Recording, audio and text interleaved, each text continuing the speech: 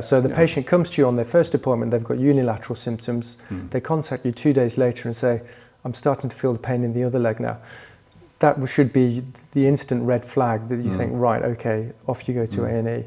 But what's worth noting, and you know, I've read a lot around the subject, is that up to 50% of patients with radiologically defined Cauda Equina syndrome will only have unilateral leg pain. So bilateral leg pain is important because it is a strong indicator that there is a Cauda Equina compression likely. But don't assume that because they only have unilateral leg pain that rules Cauda Equina out. It certainly doesn't. And according to the literature, in up to 50% of cases, there may only be unilateral leg pain.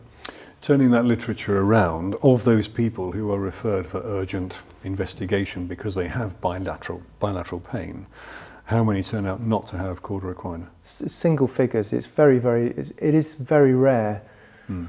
But again, it comes back to the timing. It's important that you get it right, because if you don't, the consequences are catastrophic for the patients and for you. So anything that raises that index of suspicion is an overused phrase, but if anything that raises your index of suspicion should trigger an action, and we'll talk about what those actions might be.